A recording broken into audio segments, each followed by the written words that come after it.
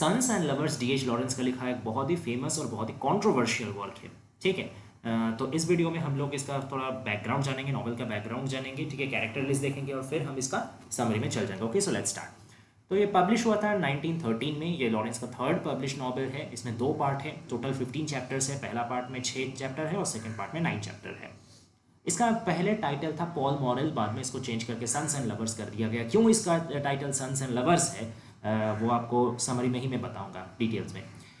अच्छा, थोड़ा सा मैं यहाँ भी बता देता हूँ कि ईडिपस कॉम्प्लेक्स है इसका कारण। ईडिपस कॉम्प्लेक्स एक बहुत बड़ा रोल प्ले करता है through out this novel. Oedipus complex एक फ्रॉयड का साइकोएनालिसिस का एक थ्योरी है, जिसको अगर आसान भाषा में बताऊँ तो उसका मतलब ये होता है कि जब एक बच्चा पैदा होता है तो अगर वो लड़का है, if is a boy, okay, तो वो अपने फादर को अपना राइवल की तरह ट्रीट करता है, अपना प्रतिद्वंदी की तरह देखता है और उससे जेलस फील करता है। क्यों? क्योंकि वो अपना माँ का साथ इतना ज़्यादा अटैच होकर रहता है कि वो सोचता है कि मेरी माँ बस मेरी अपनी है, मेरी माँ का साथ मेरा अकेले का बॉन्डिंग रहेगा। ठीक है, तो ऐसा सोचने का, है ना, पीछे जो काम करता है दैट इज़ सेक्शुअल डिज़ायर। ये मतलब आपका फ्रॉइड का कहना है। ठीक है, ऐसा नहीं है कि मतलब जो बेटा है वो माँ का साथ सेक्सुअल रिलेशन करेगा कि माँ के लिए उसको फिजिकल डिज़ायर है, ऐसा नहीं। बट ह्यूमन नेचर जो है, जो सेक्सुअल डिज़ायर उसमें है, वो at the back of the mind काम करता है ये जेलसी को क्रिएट करने में या ये पोजेसिवनेस को क्रिएट करने में। यही पूरा खेल है ईडिपस कॉम्प्लेक्स। हालांकि ईडिपस कॉम्प्लेक्स बहुत बड़ा चीज़ है, ठीक है, इसको ऐसे छोटा मैं तो समझा नहीं जा सकता, फिलहाल छोटे में आपको बता दिया। हाँ, डिटेल्स में और बताऊंगा जब समरी में पढ़ाऊंगा। फिर इसमें theme of nature and art भी आता है। ठीक है, ये दोनों का भी बहुत रीजनरेटिव रोल है। ठीक है, कि कैसे वो प्योरीफाई करते हैं, कैसे वो टेंशन को, स्ट्रेस आउट को दूर करते हैं। फिर ये कंट्रोवर्शियल तो है ही बहुत ज़्यादा और ऑटोबायोग्राफिकल भी है। क्यों ऑटोबायोग्राफिकल है? क्योंकि डीएच लॉरेंस का अपना भी जो बचपन है वो ऐसे ही कटा था जैसे उन्होंने पॉल मॉरल का दिखाया है। उनका अपना मदर के साथ भी उनका काफ़ी ओवर अटैचमेंट एक रिलेशनशिप था जो हेल्थी तो नहीं था। ठीक है, फिर आपका कंट्रोवर्शियल इसीलिए था क्योंकि जाहिर सा बात है, अगर इडिपस कॉम्प्लेक्स दिखाया जाएगा, सन के साथ माँ का थोड़ा इनडायरेक्टली भी अगर ऐसा कुछ रिलेशन या ऐसा कुछ डिज़ायर दिखाया जाएगा तो ऑब्वियसली कंट्रोवर्शियल तो होगा ही ना। अच्छा, अब इस पोएम का, सॉरी पोएम नहीं, इस नॉवल का सेटिंग क्या है? ये है आपका बेस्टवुड। बेस्टवुड होता है आपका नॉटिंगहैम और डर्बी के बीच में, नॉर्थ इंग्लैंड में एक कोल माइनिंग एरिया पड़ता है, कोयला खदान, उसको बेस्टवुड कहा जाता है। उसी में मेनली ये सेट है। इसका छोड़ करके भी 2 और सेटिंग है, एक लंदन में, एक नॉटिंगहैम में। ठीक है, तो आप देख लेते हैं इसका कैरेक्टर लिस्ट को। सबसे पहले आते हैं वाल्टर मॉरेल। वाल्टर मॉरेल एक कोल माइनर है, ठीक है, और वो फादर है पॉल मॉरेल और बाकी सबके। ठीक है, फिर आते हैं जर्ट्रूड कॉपर्ड मॉरेल। कॉपर्ड इसलिए क्योंकि ये उनका पहला, मतलब शादी से पहले टाइटल था। बाद में वो उन्होंने वाल्टर मॉरेल से शादी किया। ठीक है, इनको हम मिसेस मॉरेल के नाम से जानते हैं। और ये काफ़ी प्रॉस्परस फैमिली से बिलोंग करती थी, प्यूरिटन फैमिली से, रिस्पेक्टेड फैमिली से। लेकिन क्योंकि ये अपना मतलब यौवन के दिनों में काफ़ी पैशनेट हुआ करती थी, तो ये जो वाल्टर मॉडल था ये काफ़ी हार्ट थ्रॉप टाइप का बनता था। ठीक है, तो इसका अदाव से, इसका मतलब मीठी मीठी बातों से वो थोड़ा सा अट्रैक्ट होकर शादी कर ली थी। हालांकि बाद में उनको काफ़ी दुख हुआ था कि ये मेरा सही चॉइस नहीं है। फिर आता है William Morell, any Morell, Paul Morell और आर्थर मॉरेल। ये चारों है the offspring of this Morell couple. ठीक है, ये चारों का चारों संतान है। सबसे बड़ा है विलियम, उसके बाद है एनी, फिर आता है पॉल मॉरेल। यही सबसे प्रोटैगनिस्ट है हम लोग को इस नॉवल का, यही को सबसे ज़्यादा अटेंशन दिया जाता है जर्ट्रूड मॉरेल की तरफ से। ठीक है, और आखिर में आर्थर मॉरेल, जैसे सब छोटा बच्चा होता है और काफ़ी शॉकिंगली ये पिता का काफ़ी प्यारा होता है। पहला 3 तो माता का प्यारी होती है, बट ये आखिरी वाला बच्चा पिता का काफ़ी प्यारा होता है। फिर आता है 2 और बहुत इंपॉर्टेंट कैरेक्टर है कि मिरियम लिवर्स, एक है क्लैरा डॉविस। तो ये दोनों के साथ पॉल का जो एक रिलेशनशिप का ट्रायल है वो दिखाया जाता है कि पहले वो मिरियम के साथ रिलेशनशिप का ट्राई करती है, जिससे उसको मानसिक जो सुख है, जो इंटेलेक्चुअल प्लेजर है वो तो मिलता है, लेकिन फिजिकल डिज़ायर उसका सेटिस्फाई नहीं हो पाता। फिर वो क्लैरा डॉयस के साथ रिलेशनशिप में जाती है, उसमें उसका फिजिकल डिज़ायर या सेक्सुअल डिज़ायर तो सेटिस्फाई हो पाता है, बट उसको मन में शांति नहीं मिलता। तो दोनों के साथ उसका रिलेशनशिप फेल करता है। क्यों फेल करता है? वही इडिपस कॉम्प्लेक्स की वजह से, बाद में बता रहा हूँ डिटेल्स में। बैक्स्टर डॉवेस है आपका, he is the husband of Clara Dawes. Clara Dawes actually एक डिवोर्सी है। तो उसका हस्बैंड है बैक्स्टर डॉयस, जिसका साथ पॉल मॉरेल के बाद में बहुत सारा झमेला भी होता है, लेकिन आखिरकार दोनों में रिकॉन्सिलिएशन भी हो जाता है जब वो अस्वस्थ रहता है। ठीक है, तो ये सब है मेन कैरेक्टर्स। कुछ माइनर कैरेक्टर्स भी है बट उतना इंपॉर्टेंट नहीं है। अब हम लोग सीधा चलाता है समरी में। तो सबसे पहले क्या होता है कि जो जर्ट्रूड है, मिसेस मॉरेल, वो क्या करती है, वो एक क्रिसमस डांस पार्टी में उनका मुलाकात होता है वॉल्टर मॉरेल से। जैसे मैंने पहले ही बताया, वॉल्टर मॉरेल काफ़ी मतलब रोमांटिक टाइप का, हार्ट थ्रॉब टाइप का बंदा है, तो उसका जिंदा दिली देख करके, उसका याद आया देख करके मिसेस मॉरेल काफ़ी, तब तो मिसेस मॉरेल नहीं थी, तब जर्ट्रूड थी, काफ़ी प्रभावित हो जाती है और डिसीजन करती है कि चलो इसी लड़के से मैं शादी करूँगा। तो बस अगला ही कुछ मंथ में वो लोग मैरिड भी हो जाते हैं। अब पहला पहला कुछ 4-5 महीने तो बहुत मज़े से कटता है, बहुत खुशी से कटता है, लेकिन उसका बाद मिसेस मॉरेल ये रियलाइज़ करती है कि नहीं, I am on the wrong place. ये जो बंदा है ये रोमांटिक तो है, लेकिन इसके साथ ना बात सही से नहीं किया जा सकता। मिसेस मॉरेल खुद इतनी एजुकेटेड है, खुद इतनी वो कल्चर्ड है, ठीक है, लेकिन जो वॉल्टर मॉरेल है वो अनएजुकेटेड है, वो कोल माइनर है, उसका पास कोई रिफाइंड चीज़ नहीं है बात करने को, वो ये सब चीज़ समझता नहीं, इनफैक्ट उसको ज़्यादा बातचीत करने में इंटरेस्ट है ही नहीं, ठीक है। फिर आप मान के चलिए कि वो डेट में है, ठीक है, ये जो इतना वो मतलब शो ऑफ करता है ना कि मेरे पास ये है वो है, ये जो डैंडी बन के घूमता है, तो ये सारा उसका कर्जे में लिया हुआ है, इवन उसका अपना घर भी नहीं है, वो रेंट का घर में रहता है, ठीक है।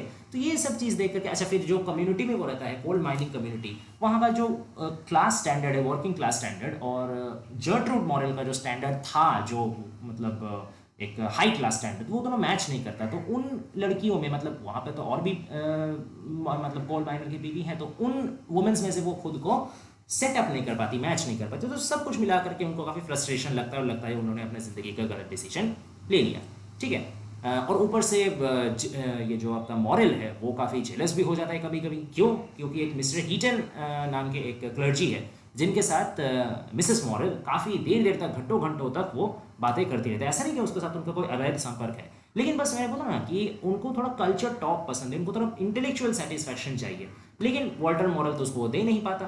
तो वो जो हीटन है उसी के साथ वो रिलीजियस टॉपिक में, स्पिरिचुअल टॉपिक्स में और भी टॉपिक्स में बात करती रहती है, तो ये उससे सहन नहीं होता, ठीक है। अब वो मतलब नशा करके घर में आता है, ड्रंक के हालत में आता है, ठीक है, दोनों का मेंटेलिटी मैच नहीं करता, तो काफ़ी मैरिड लाइफ जो है वो एम्बिटर्ड हो जाता है। अब क्या होता है कि इसी में जन्म होता है जो सबसे पहला बड़ा संतान है, विलियम उसका। इस बीच एक दिन क्या होता है कि मिस्टर मॉरेल को पता नहीं क्या ख्याल आता है, वो जा करके, विलियम तब बस बच्चा था, वो टॉडलर था, ठीक है, जा करके वो विलियम का सारा जो बाल है ना वो काट देते हैं।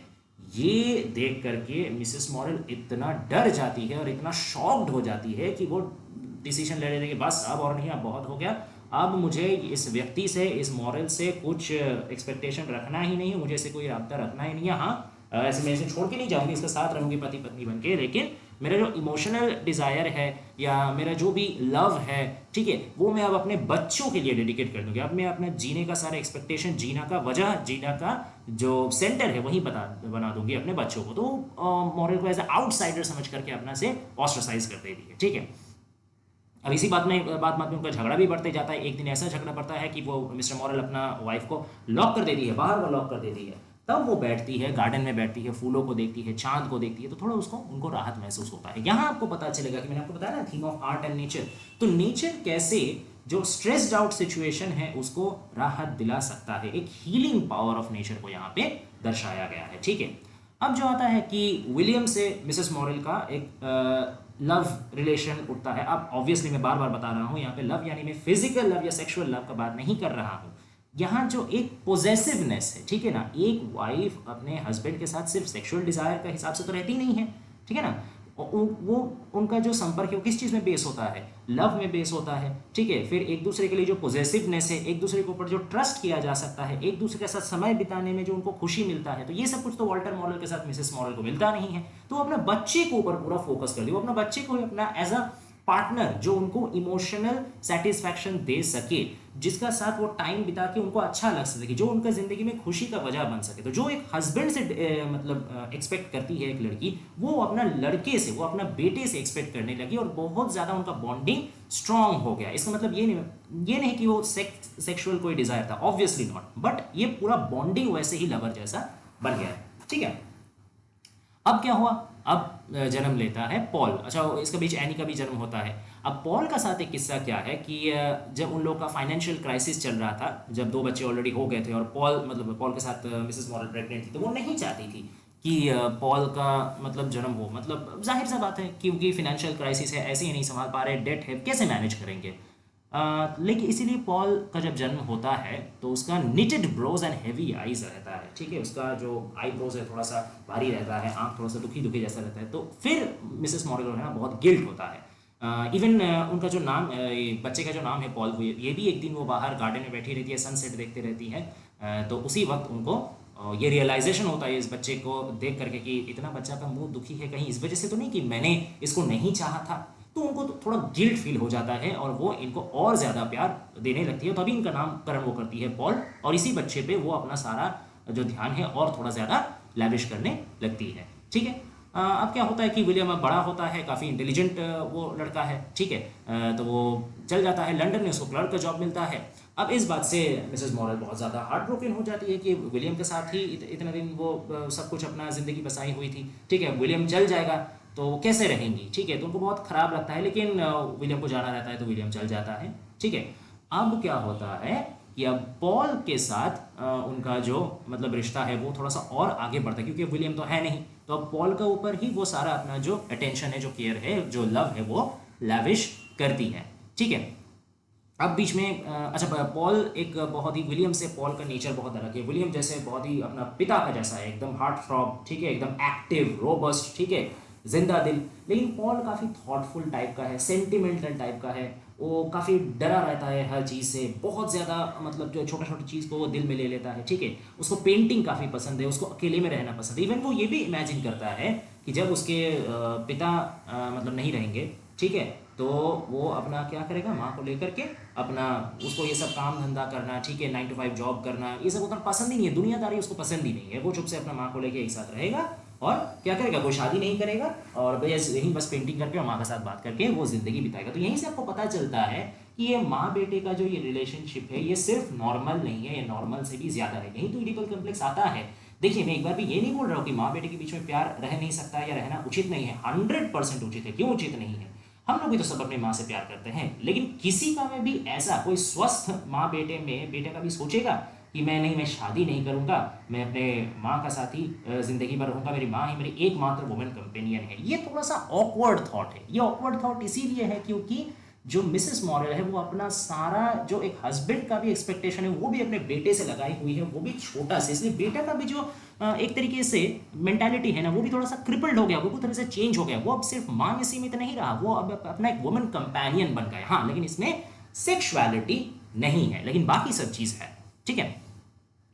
अब क्या होता है कि विलियम का अफेयर हो जाता है, वो लंदन में जाता है, उसका गर्लफ्रेंड बन जाती है जिसका नाम है लुइसा लिली डेनिस वेस्टर्न। ये जो लड़की है ये कहते हैं ना कि मतलब बड़े बाप की बिगड़ी बेटी, तो थोड़ा वैसे ही है। काफ़ी रिच होते हैं इसके फादर और ये अपना ध्यान नहीं देती, बस कैसे भी करके बहुत स्नॉबिश होती है, बहुत एरोगेंट प्राउड होती है और पैसा अपने हिसाब से खर्चा करती है, अपना हिसाब से अपनी ज़िंदगी जीती है।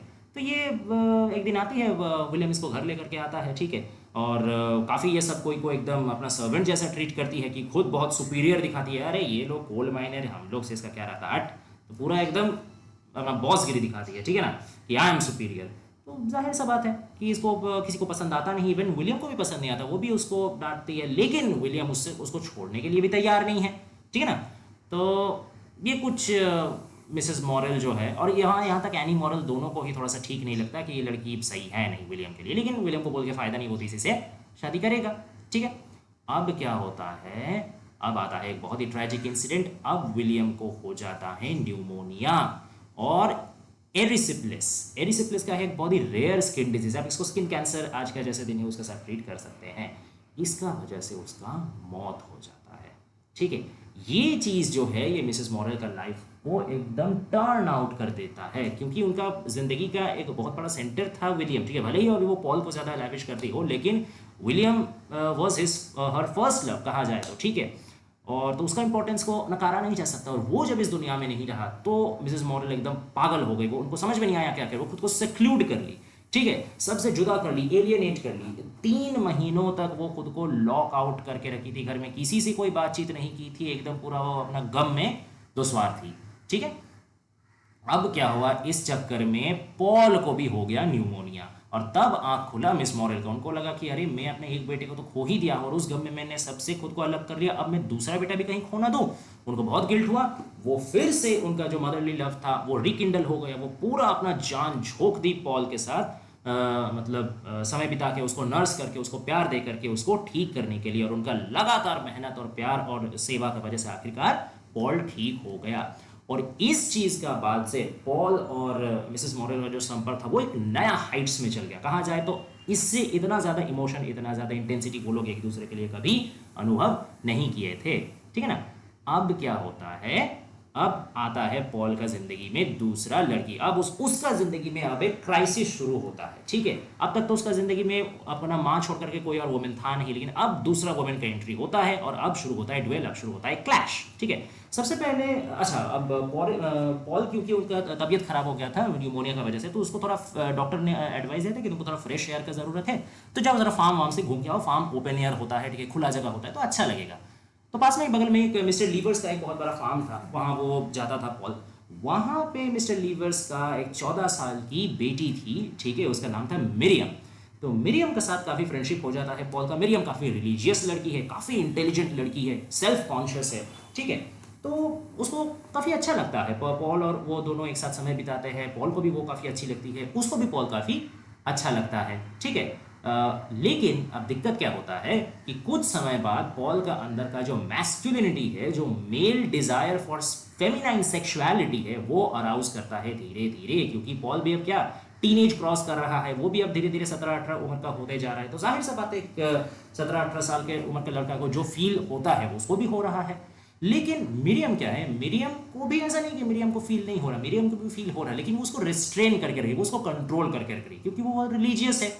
वो ये सब नहीं चाहती कि नहीं, मेरा जो रिलेशन है पॉल से वो बहुत प्योर है, वो बहुत रिलीजियस किस्म का है, ठीक है, बहुत प्लेटोनिक किस्म का है, इसमें कोई सेक्सुअलिटी नहीं है। मुझे अगर डिजायर हो भी रहा है तो मैं उसको कंट्रोल कर लूंगी, और शादी से पहले तो ऐसा कोई चीज ना बना, एकदम नहीं। लेकिन पॉल तो ऐसा है नहीं, तो एक डिलेमा चलते रहता है। वो पॉल उसको यहाँ तक बताता भी है मिरियम की, मतलब मैं तुमसे प्यार करता हूँ और मुझे मतलब फिजिकल इंटीमेसी मुझे करने का बहुत मन कर रहा है, लेकिन मिरियम मना कर देती है, ठीक है।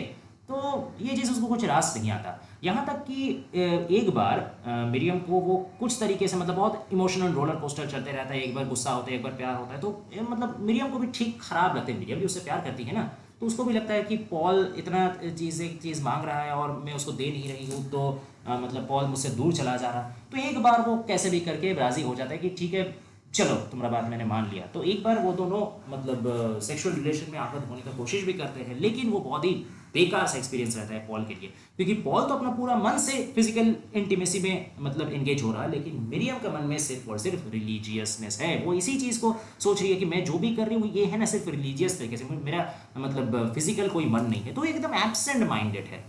अब ये पॉल को कैसा लग रहा है कि मैं जिससे इंटीमेट हो रहा हूँ उसको कोई मन ही नहीं है, वो इस चीज़ से भागने का कोशिश कर रही है, बस एक रिस्पॉन्सिबिलिटी तौर पर निभा रहा है, तो उसको लग रहा है कि मैं इसको रेप कर रहा हूँ। ये वो छोड़ देता है, वो समझ जाता है मिरियम उसके लिए है नहीं। लेकिन मिरियम के साथ उसका जो बॉन्ड है, मेंटल सेटिस्फैक्शन है, वो भी उसको काफ़ी अच्छा है। वो समझता है कि मिरियम को ही उसका दिल चाहता है, लेकिन उसका जो फिजिकल नीड्स है वो मिरियम पूरा नहीं कर पा रही। तो ये एक थोड़ा सा टेंशन का बात हो जाता है। यहाँ पे आता है क्लैरा जॉयस। क्लैरा जॉयस ने आपको पहले ही बताया कि उसका काफ़ी वो एक विडो नहीं, डाइवोर्सी है। बैक्स्टर जॉयस उसका हस्बैंड था, लेकिन कुछ चीज़ के चलते बैक्स्टर ने उसको चीट किया था, इसलिए बहुत यंग एज में ही शादी हो गया था, हालांकि वो छोड़ करके आ गई थी। अब ये क्लैरा जॉयस को थोड़ा सा पसंद करती थी मिसेस मॉरेल, लेकिन वो मिरियम को बिल्कुल नहीं पसंद करती थी। मिरियम का लिए उनका रिमार्क था कि she will suck the soul out of Paul, ठीक है, वो पॉल का आत्मा खींच के निकाल लेगा, वो पॉल का अटेंशन खींच के निकालेगा। तो काफ़ी वो जेलस रह गई थी मिरियम से, क्योंकि मिरियम का साथ जब वो समय बिताता था पॉल, तब उसको माँ का याद नहीं आता था। इतना दिन तक वो माँ से ही अपना सारा सेटिस्फैक्शन लेते रहा, इमोशनल कहिए या एक अटेंशन वाला कहिए। अब उसको एक दूसरा मिल गया, तो ये एक जेलसी आ गया मिसेस मॉरेल में, और कंपिटिटर समझ ली मिरियम को अपना, ठीक है। तो इसलिए वो मिरियम को ज़्यादा पसंद नहीं करती थी, लेकिन क्लैरा का वो फिर भी थोड़ा सा इज्जत करती थी, क्योंकि क्लैरा ने वो चीज़ किया है जो मिसेस मॉरेल खुद कभी नहीं कर पाई, अपना हस्बैंड को छोड़ करके चल आना। तो इसीलिए थोड़ा सा रिस्पेक्ट मिसेस मॉरेल में क्लैरा के लिए था। तो क्लैरा जॉयस के साथ क्या होता है कि उसका मुलाकात होता है। अब क्लैरा डॉयस एकदम मिरियम से पूरा पोल्स अपार्ट ऑपोजिट है। मिरियम जैसे बहुत रिलीजियस है, सेल्फ रिजर्व्ड है, क्लैरा डॉयस वैसा नहीं है। क्लैरा डॉयस एकदम खुद को मतलब ओपन करने में, ठीक है, वो जिंदा दिल है, कन्वर्सेशनल है, ठीक है, बहुत मतलब आपका पैशनेट भी है, ब्यूटीफुल भी है, और खुद का ब्यूटी को शो करने में भी और प्यार का डिमांड रखने में भी वो एकदम भी लज्जित नहीं है। तो ये काफी अट्रैक्ट करता है, ये जो बॉयस्टरस पैशनेट एटीट्यूड है ना, ये पॉल को काफी अट्रैक्ट करता है, क्योंकि पॉल इतना दिन से यही तो मिरियम में कमी था।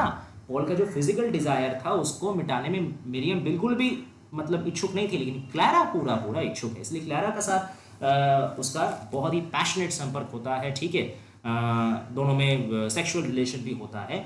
लेकिन क्या है ना कि इसको उससे सेक्स तो मिल जाता है, फिजिकल डिजायर तो उसका पूरा हो जाता है, लेकिन इससे उसको वो खुशी नहीं मिल पाता। मेंटली जो सेटिस्फैक्शन है ना, जो एक सोल कनेक्शन है जो वो मिरियम से फील कर पाती थी, वो उसको क्लैरा से नहीं मिल पाता। इसीलिए सेक्स तो होता है लेकिन वो कम्युनियन जुड़ नहीं पाता, वो मेंटल इंटेंसिटी नहीं बन पाता। तो एक टाइम वो क्लैरा को बोलती भी है कि देखो मैं है ना, तुमसे जो संपर्क है वो तो है ही, लेकिन मिरियम को मैं छोड़ूंगा नहीं। मिरियम से भले मिरियम के साथ मेरा फिजिकल को रिलेशन हो चाहे नहीं हो, लेकिन मिरियम से मैं बात करना, मिरियम से संपर्क रखना कंटिन्यू करूंगा। अब जाहिर सा बात है, कौन लड़की को ये पसंद आएगा कि तुम सेक्स करने वक्त मेरा साथ कर रहे हो और मन मुझे नहीं दे रहे हो, मन किसी और लड़की को दो रहे हो, ये क्या मतलब का मजाक चल रहा है। तो क्लैरा को भी पसंद नहीं आया, और क्लैरा ये उसको ये भी डिमांड करने के लिए कि देखो मेरा सोशल पोजीशन भी तो तुम समझो, मैं डाइवोर्सी हूँ, तो तुम मेरे साथ सेक्स कर रहे हो, सब कुछ कर रहे हो, बोल रहे हो मुझसे प्यार करते हो, लेकिन मेरा रिलेशनशिप को कोई नाम नहीं दे रहे हो। और वो बार बार बोल रहा है, डिमांड पॉल क्या डिमांड कर रहा है कि नहीं तुम अपना पति से जो है ना, अच्छा डाइवोर्स ही मैंने बोल दिया, लेकिन ये अनऑफिशियल था, मतलब ऑफिशियली कागज कलम में डाइवोर्स वो लोग का हुआ नहीं था, बस ऐसे ही वो लोग छोड़ के आ गया था। तो वो पॉल बार बार प्रेशर दे रहे थे, नहीं तुम एक काम करो, तुम है ना उसको छोड़ दो, बैक्स्टर को छोड़ दो, कागज कलम में आईनी तरीके से छोड़ दो और फिर मेरे पास आ जाओ। लेकिन वो ये भी गारंटी नहीं दे रहा कि जो ठीक है क्लैरा आ जाएगा तो क्लैरा का वो सिर्फ सेक्स नहीं अपना मन भी देगा। क्लैरा ये भी बहुत अच्छे से समझ पा रही, तो क्लैरा उसको बोल रहा है मैं क्यों आऊँ, बैक्स्टर चलो कम से कम मेरे साथ उसका ठीक कुछ कुछ पटरी नहीं खाता, लेकिन बैक्स्टर कम से कम कांस्टेंट है अपने एफर्ट्स में। बैक्स्टर तुम्हारा जैसा सा फ्लक्चुएट नहीं करता, अभी कुछ कभी कुछ ऐसा नहीं करता। तो ये सब चीज़ लेकर के थोड़ा सा क्लैरा का साथ भी उसका क्लैश होता है। धीरे धीरे करके क्या होता है कि क्लैरा का साथ भी उसका सेक्सुअल जो मतलब एक्सप्लोरेशन है वो धीरे धीरे करके कम हो जाता है, ठीक है।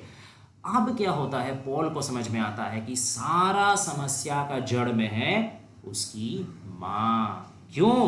क्योंकि उसका माँ जब तक जीवित रहेंगी, उनका इन्फ्लुएंस जब तक पॉल के ऊपर रहेगा, तब तक कुछ नहीं हो सकता। वो इडिपल कॉम्प्लेक्स में इतना ज्यादा जकड़ गया है, बचपन से उसका माइंड को इस लिहाज से डिस्टॉर्ट किया गया है कि अब वो चाहे भी तो कोई दूसरा वुमेन के साथ हेल्दी रिलेशनशिप में जा ही नहीं पाएगी, ठीक है।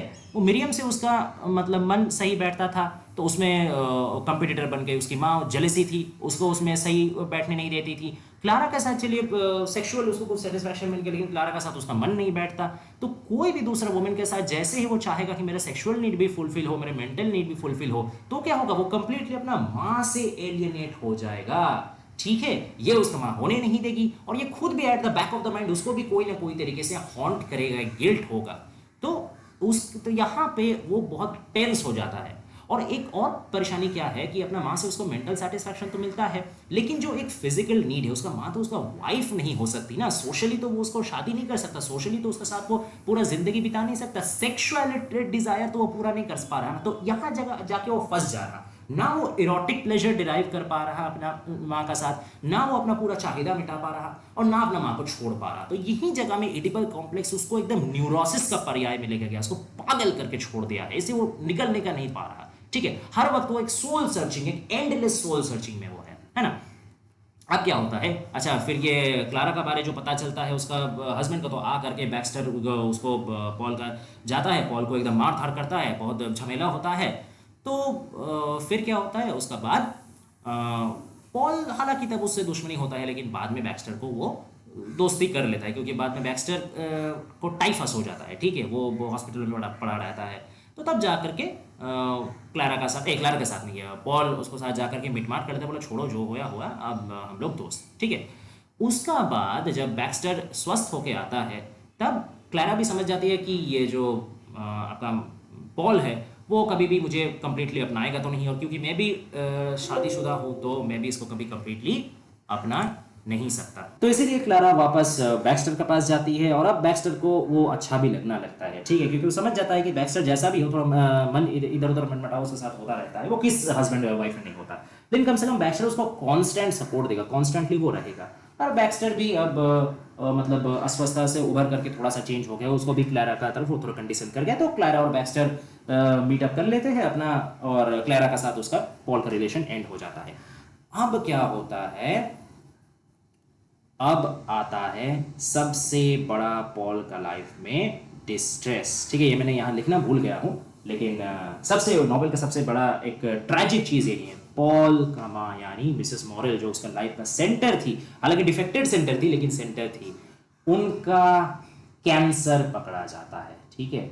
अब पॉल का दिमाग जाता है घूम कि ये क्या हो गया, मैंने सोचा तो था कि मेरी माँ जब तक जीवित रहेगी तब तक मैं कोई हेल्दी लाइफ नहीं जी सकता, लेकिन ये क्या हो गया, अब मेरी माँ नहीं रहेगी। इस चीज़ को सहन नहीं कर पाता, वो दिन रात लगा करके अपना माँ का सेवा करता है। एनी भी आ जाती है, उसका बहन, पॉल का बहन एनी भी आ जाती है, वो भी अपना माँ का सेवा शुश्रूषा करता है, लेकिन कोई फायदा नहीं होता। जितना दिन जाता है मिसेस मॉरेल का हेल्थ सिर्फ और सिर्फ बुरा से बदतर से और बदतर होता जाता है, और कुछ महीने ऐसा कंटिन्यू करने के बाद फिर पॉल और ये सहन नहीं कर सकता।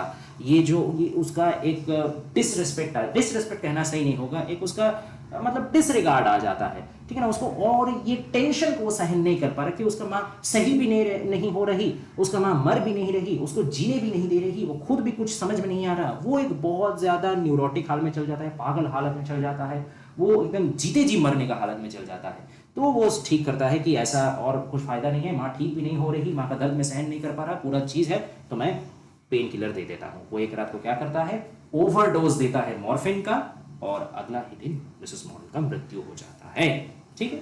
इसके बाद जाहिर सा बात है कि जो वाल्टर मॉरेल थे उसके पापा, तो वो दोनों आते हैं, पॉल मॉरेल और वाल्टर मॉरेल, जो घर था नॉटिंघम में, जो उन लोग का, नॉटिंघम में नहीं, वो कोल माइनिंग एरिया में जो घर था रेंट में, उसको वो डिसॉल्व कर देते हैं बेच बाच करके, फिर अपना वाल्टर मॉरेल अलग चल जाता है रहने, और पॉल भी अपना नॉटिंघम में एक अलग जगह लेकर के वो अपना रहता है। अब उसका जिंदगी में क्या होता है, अब नोवेल एंड में एक तरफ आने वाला है। अब वो एक दिन वो जाता है चर्च में, वहां उसका मुलाकात होता है मिरियम का साथ। मिरियम को पॉल को देख के बहुत माया आता है कि ये क्या हालत हुआ है पॉल का, ठीक है ना, एकदम तबीयत बिगड़ गया है, मुंह में खुशी नहीं है, एकदम वो ध्वस्त हो चुका है, वो both physically and emotionally and internally he has been devastated, ठीक है। अब मिरियम मन में पॉल को ही प्यार करती थी, और यहाँ तक कि वो ये भी इंतजार कर रही थी कि ठीक है कोई बात नहीं, मेरा कंप्यूटर तो दो है, क्लारा एक मेरा कंप्यूटर है because she gives sexual pleasure, और एक मेरा कंप्यूटर है मिसेस मॉरेल, क्योंकि वो जकड़ के रखी है अपनी लड़का को। तो कोई बात नहीं, क्लारा से एक दिन ठीक उसका मन उठ जाएगा, क्योंकि सेक्सुअल प्लेजर का ही अगर सिर्फ बेस में कोई रिलेशनशिप बनाएगा तो ज्यादा दिन टिकेगा नहीं, एक दिन सेक्स आदमी का मन उठ जाएगा, उस दिन क्लारा से भी उठ जाएगा, उसको पता था मिरियम को। और लेकिन ये मिरियम ये भी जानती थी कि माँ का जब तक उसका मृत्यु नहीं होता तब तक पॉल को अपना करके पाया नहीं जा सकता, क्योंकि वो जगड़न से वो मुक्त नहीं होगा। तो वो इंतजार कर रही थी कि एक न एक दिन तो उसका माँ का भी मौत होगा, तब तक मैं इंतजार करूंगी पॉल के लिए। तो वो पॉल को देख के थोड़ा सा खुश भी होती है, और लेकिन काफी दुखी होती है, ऐसा हाल है। तो फिर पॉल उसको बोलता है कि चलो मिरियम, हम लोग एक साथ रहते हैं, ठीक है। तो मिरियम बोलती है कि ठीक है, मुझे कोई समस्या नहीं है, मैं यही चाहती थी, लेकिन मेरा शर्त अभी भी वही है, बिना शादी का मैं तुम्हारे साथ नहीं रहूंगी, that goes against my principle. लेकिन पॉल राजी नहीं होता है, ठीक है। अब मिरियम बोलती है कि ठीक है, तब हम लोग और कभी दोबारा नहीं मिलेंगे। मिरियम को भी काफी खराब लगता है कि जिंदगी भर मिरियम ने जो इंतजार किया, जो पॉल को इतना प्यार दिया, उसका अपना एक छोटा सा जो बात था कि नहीं शादी से पहले वो ये सब करना नहीं चाहती, या फिजिकल रिलेशनशिप वो उतना वो कंफर्टेबल नहीं है, इस बस एक चीज को पॉल स्टैंड आउट नहीं कर सका, उसका साथ नहीं दिया, अभी भी वो जबरन में है। तो मिरियम को थोड़ा खराब लगता है, लेकिन वो भी पार्ट आउट कर जाती है। अब क्या होता है, पॉल कंप्लीटली अकेला है, ना उसके पास उसका माँ है, ना उस क्लारा को तो पहले ही छोड़ दिया है, मिरियम के पास उसको दोबारा आने का मौका मिला था, लेकिन मिरियम जब वो बोलती है ना कि शादी करके रहते हैं, पॉल राजी नहीं होता। इसी से पता चलता है कि उसका माँ का मृत्यु तो हुआ है, लेकिन उसका इन्फ्लुएंस अभी भी अंत नहीं हुआ है। पॉल का दिमाग में ये चिंता घूमते रहता है कि मेरी माँ तो दुनिया में नहीं है, तो मैं क्यों हूं। माँ को छोड़ करके वो अपना वजूद ही कल्पना नहीं कर पाता है, ठीक है, इतना उसका मन में वो चढ़ करके बैठी है। तो वो सोचता है कि नहीं, अब इसीलिए वो मिरियम से शादी करने में भी मतलब वो साहस नहीं कर पाती कि एक बार अगर शादी करेंगे, लेकिन हम तो उसको पूरा तरीके से उसके साथ एंगेज नहीं हो पाएंगे जब तक मेरे मन सही नहीं होगा, तो मैं कैसे करूंगा, वो डिलेमा में होता है।